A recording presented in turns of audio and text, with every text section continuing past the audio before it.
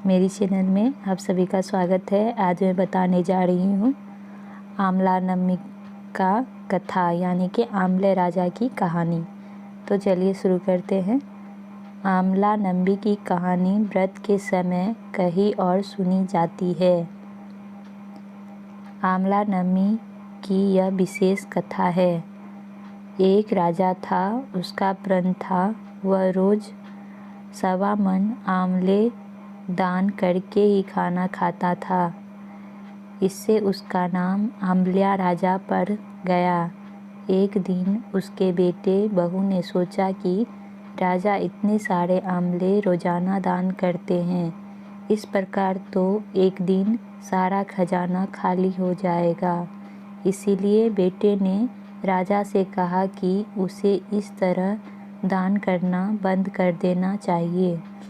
बेटे की बात सुनकर राजा को बहुत दुख हुआ और राजा रानी महल छोड़कर बियाबान जंगल में जाकर बैठ गए।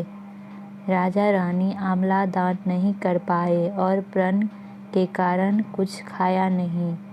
जब भूखे प्यासे 7 दिन हो गए तब भगवान ने सोचा कि यदि मैंने इसका प्रण नहीं रखा और इसका सत नहीं रखा तो विश्वास चला जाएगा।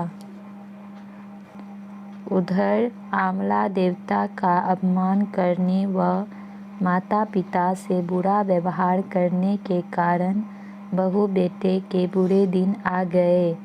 राज्य दुश्मनों ने छीन लिया, दाने दाने को मोहताज हो गए और काम ढूंढते हुए अपने पिताजी के राज्य में आ पहुँचे। उनके हालत इतने बिगड़े हुए थे कि पिता ने उन्हें बिना पहचाने हुए काम पर रख लिया।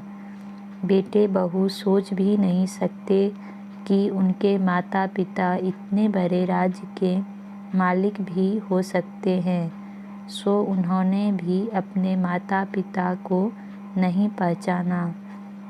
एक दिन बहू ने सास के बाल गूंथते समय उनकी पीठ पर मस्सा देखा।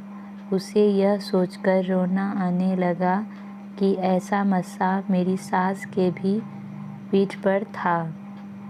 हमने ये सोचकर उन्हें आमला दान करने से रोका था कि हमारा धन नष्ट हो जाएगा। आज वे लोग ना जाने कहाँ होंगे। यह सोचकर बहू को रोना आने लगा और आंसू टपक टपक कर सास की पीठ पर गिरने लगे। रानी ने तुरंत पलटकर देखा और पूछा कि तू क्यों रो रही है? उसने बताया, आपकी पीठ पर जैसा मस्सा है वैसा ही मेरी सास के पीठ पर भी था।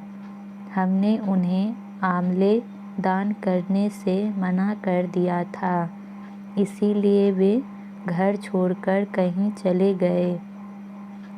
तब रानी ने उन्हें पहचान लिया, सारा हाल पूछा और अपना हाल बताया।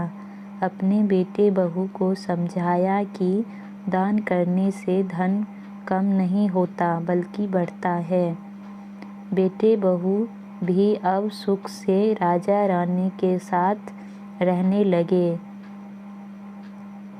हे भगवान, जैसा राजा रानी का सत रखा वैसा सबका सत रखना, कहते सुनते सारे परिवार का सुख रखना। तो ये हुई नम्मी की कथा। अगर आप लोगों को अच्छी लगी हो तो कमेंट में ज़रूर बताइएगा और मेरी सारी वीडियो को ज़रूर देखिएगा। अच्छे नम्मी की बहुत बहुत शुभकामनाएँ। और अच्छे नम्मी के दिन एक ज़्यादा ना हो सके तो कम से कम एक भी ब्राह्मण को ज़रूर खिलाएं, आमला के पेड़ के नीचे बैठ कर के, और ब्राह्मणों को खिलाने के बाद खुद भी 100 परिवार मिलकर ज़रूर खाएं। तो धन्यवाद।